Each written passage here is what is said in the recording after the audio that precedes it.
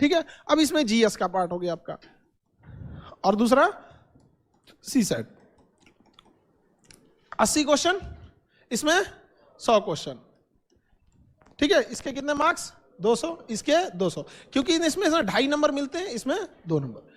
तो नंबर्स को हम नहीं, क्वेश्चन पे जाते हैं। आप बताइए इसमें कितने क्वेश्चन पे पास हो जाते हैं? 27 क्वेश्चन, क्वालिफाइंग है, इसका नंबर तो ऐड होना नहीं है।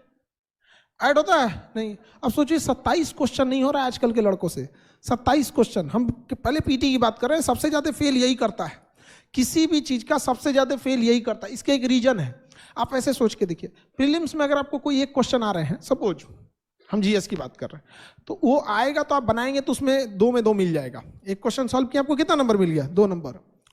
मेन नहीं आया तो दोनों गया, नहीं आया तो दोनों गया। मेंस को देखिए थोड़ा उल्टा अप्रोच है, उसमें एक क्वेश्चन सपोज 10 नंबर वाला है।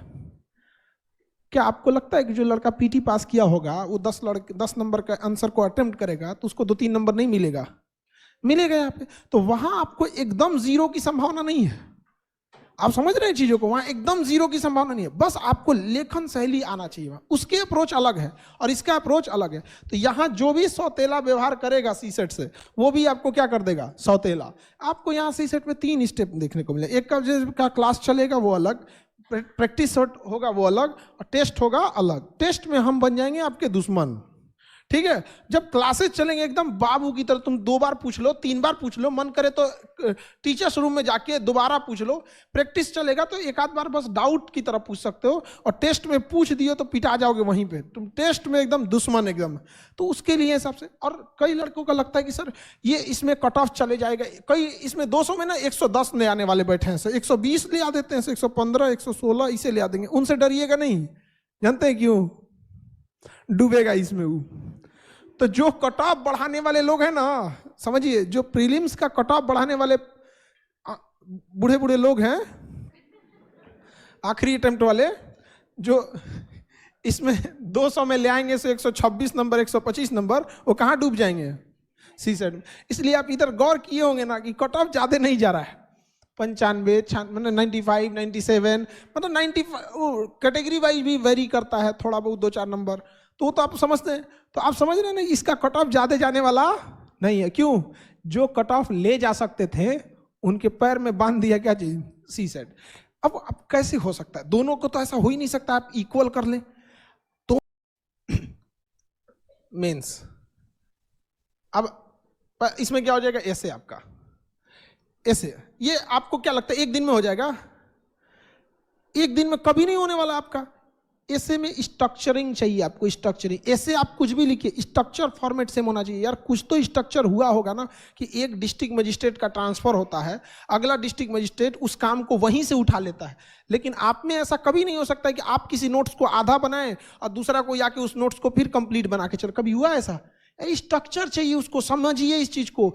एक कोई कोर्ट में मुकदमा चलता है तो उस एक मुकदमे को जब शुरू से लेके फाइनल डिसीजन आता है, इस दौरान 100 जज देख के जा चुके होते हैं। कभी इस जज का ट्रांसफर हुआ, अगला आया, उसके बाद अगला हुआ, डिस्ट्रिक्ट कोर्ट में कोई और सुना, हाई कोर्ट में कोई और सुना, सुप्रीम कोर्ट में कोई और सुना। जबकि उस जज का अपना कोई पर्सनल मामला नहीं है, दिन भर में उसके पास यही सब चीजें आती है। कुछ तो फॉर्मेट है उन लोगों के पास जो इसी फॉर्मेट पे सबको चलना है, वही आपसे ढूंढता है। लेकिन आपको लगता है कि नहीं, ऐसे में केवल नॉलेज चाहिए। नॉलेज के साथ साथ आपको क्या चाहिए? फॉर्मेट चाहिए। आपको, आपके पास वो फॉर्मेट होना चाहिए। डे 1 में जैसे ही स्टार्ट होगा, फर्स्ट वीक में ही आपको 2 क्लास ले लिया जाएगा कि फॉर्मेटिंग का, ताकि जब आप न्यूज पढ़ें या कुछ भी करें, डे 1 से लिखना चालू करें धीरे धीरे फॉर्मेट का। समझ में आ रहा है कि नहीं आ रहा है? यहाँ पे 250 नंबर दे देता है। कितना नंबर? अच्छा खासा नंबर दे देता है। और आपने ईमानदारी से बता के देखिए कितना टाइम देते हैं लोग। आपका जीएस,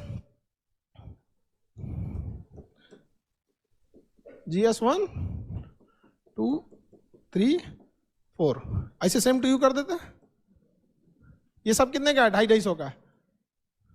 ऐसे कर देते हैं सेम टू यू। कौन लिखेगा इतना? यानी GS टोटल कितने का हो गया? 1000। अब वो 250। अब इसमें देखिए क्या करेगा सब गलती। हम आपको गलतियां दिखा रहे हैं। अगर आपको ऐसा लगेगा कि नहीं सर आपको नहीं पता है, हमको ज्यादा आइडिया है, ये गलती नहीं करते, तो आप टोक दीजिएगा। आप देखिएगा गौर से, यहाँ ऐसे पे ध्यान नहीं देगा। अब जीएस में आते हैं। GS 1 250 का अकेला सब्जेक्ट है। हिस्ट्री है, एंशिएंट हिस्ट्री है, कई पार्ट है इसके। GS 2 अकेला है नहीं है। GS 3 भी अकेला नहीं है। GS 4 एथिक्स अकेले, एथिक्स क्या है? अकेले। एथिक्स को भी ऐसा सोचता है एथिक्स भी पढ़ना है, एथिक्स भी पढ़ना। अरे यार तुम्हारा 500 नंबर डुबा दिया तुम यहाँ पे। एक 250 का यहाँ से क्या ले गया? एथिक्स। और 250 नंबर का क्या ले गया है? ऐसे 500 नंबर डुबा दिए। आप खुद सोच के देखिए, ये लड़के करते हैं ये गलती, जबकि उनको ये पोर्शन स्ट्रांग रख लेना चाहिए, क्योंकि इसमें सेक्शनल कट ऑफ थोड़ी है। आपको ओवरऑल मेंस का नंबर जोड़ा, ऐसा थोड़ी होता है कि ऐसे में ज्यादा इसमें कम। यहाँ पे आप ये देखिए, ये वो पोर्शन है जिसमें आप 2 से ढाई मंथ के क्लास में, मतलब 50-60 क्लास में एक अच्छा मार्क्स ले आ सकते हैं, लेकिन आप इसको कभी वैल्यू ही नहीं दिए। गलती याद रखिएगा, यूपीएससी को फेल करने में, जो एग्जाम में फेल होते हैं, बहुत कम लोगों को यूपीएससी फेल करती है, ज्यादा लोग को टीचर्स और संस्थाओं ने फेल कर रखा है, अजीब चीज में फेल रखा है। आप सौतेला सबसे पूछिए, आप लोग में आप लोग खुद से सोच के देखिए। एक ज्योग्राफी देखिए, हम बात करते हैं ज्योग्राफी का कितना बेहतरीन अप्रोच है, हर जगह काम आता है। जिसका ज्योग्राफी अच्छा नहीं उसको पता ही नहीं चाहिए। कर्नाटक के युद्ध को वो आज का कर्नाटक समझता है। क्या है? स्किल। तो स्किल एक ऐसा चीज है जिसको समय देना पड़ता है। कुछ चीजें आपको समय से ही सीखेंगे। तो डे 1 से मेंस में जिस लड़के ने कॉपी लिखना नहीं चालू किया, कॉपी भरना नहीं चालू किया, अभी से लिख के देते हैं फेल होगा। अभी से लिख के देते हैं, कोई मतलब। अभी आप लोग युवा अवस्था में ना, आपका कॉन्फिडेंस आपको बर्बाद कर देता है। ये एज बहुत खराब है, आपका कॉन्फिडेंस आपको बर्बाद कर देता है। यहाँ पे अरे हम तो हैं ही हैं, कौन देखता है, हम अभी लिख देंगे। यहाँ पे हाथ चढ़ जाएगा आपका पेज भरते भरते। यहाँ पर 20 क्वेश्चन लिखना इतना इजी नहीं होता है। और यकीन मानिए, अगर आपने पूरे क्वेश्चन लिख दिए हैं ना, तो पास होने की संभावना आपकी 20% ऐसे ही बढ़ जाती है। क्योंकि खाली छूट जाने का मतलब, वो ऐसा लगता है कि ये इंसान को अगर ऑफिसर बना दिया जाए, तो ऐसा इसके अंदर टेंडेंसी है कि 20 लोगों को मीटिंग के लिए बुलाया है, तो 15 को मीटिंग अटेंड करके 5 को खाली हाथ लौटाएगा। ये इसको जिला देने लायक ठीक नहीं है। अरे यार, बुलाए हो 20 आदमी को मीटिंग के लिए, 15 को ठीक से दिए, 5 को कुछ तो हाय हेलो कर दो, सर मंत्री जी ऐसा है कि हम आपका देख लेंगे, हम कामयाब है, संभाल दो जी, कोई मतलब नहीं। लेकिन अरे अटेम्प्ट तो करो। खुला खाली छोड़ दिए अगर ना, जान ले लेगा यूपीएससी। आपको देखना नहीं चाहता है ऐसे। यूपीएससी की ये खराबी है, दुश्मनी भी करता है, बताता भी नहीं है, कहता भी नहीं है कि खाली छोड़ना हमको पसंद नहीं है। अब बताओ कैसे लिखोगे? 20 क्वेश्चन लिख देना खिलवाड़ है नहीं ना। तो स्किल्ड है ये। क्या है? स्किल। आपका मेंस एग्जाम आने से पहले आपकी राइटिंग स्किल अगर क्लियर हो गई, तो मेन प्रीटी और मेंस के बीच में इतना टाइम देता है कि आप नॉलेज भर सकते हैं। समझ में आ गया कि नहीं आ गया? नॉलेज भर सकते हैं कि नहीं भर सकते? खाना बनाने वाले को एक नया कोई डिश बनाने को दीजिए ना, 2 दिन में बना देगा। और हम लोग 2 दिन में तो आटे सानना सीख जाएंगे। खैर, सानना तो इजी चीज होता है, बनाना थोड़ा टफ होता है। तो समझ में आ रहा है कि नहीं? सिंपल सिंपल गलती। कौन लड़का ये गलती नहीं करता है? कोई ज्यादा रॉकेट साइंस नहीं है इसमें। समझिए, कट ऑफ प्रीलिम्स की बात करें तो कट ऑफ छूटेंगे आप, जीएस खराब होगा, इसी वजह से इनबैलेंस फोकस किए हैं, किसी पे ज्यादा किसी पे कम, पूरी तरह से फेंका के जाएंगे, फेल होंगे क्योंकि सीसेट पे ध्यान नहीं दिए हैं। मेंस पे आ जाते हैं, डे 1 से राइटिंग स्किल नहीं है, खत्म हो जाएंगे, डूब जाएंगे। एसे के साथ सौतेला व्यवहार किए हैं, इसको तो बाद में पढ़ेंगे। निबंध के साथ सौतेला व्यवहार किए, इसको एथिक्स के साथ किसको तो बाद में पढ़ेंगे। गया आपका काम से खत्म। अब आप तैयारी कीजिए अपने घर वालों को ये बताने के लिए कि मेंस में ठीक गया था, तब ये ठीक नहीं थी, 4-5 नंबर से पीछे रह गए हैं। यहाँ पे वही बात इंटरव्यू की, तो उसके लिए टेंशन नहीं लीजिए। वो एक आर्ट है, किस तरह से आप आते हैं। जैसे हम लोग अभी हम किसी लड़के को यहाँ बुला दें मंच पे, तो उसको थोड़ा हेजिटेशन हो जाने लगेगा। तो बस एक यही चीजों को क्या करना है, दूर करना है। बहुत सारे लड़कों को दूर करना है। जैसे हम पटना में थे, तो एक बीपीएससी की कोई लड़की थी, बहुत मतलब पढ़ने में ठीक ठाक थी, 1 साल की तैयारी करी होगी। पटना तो एक तरह का दिल्ली तो है नहीं यहाँ पे।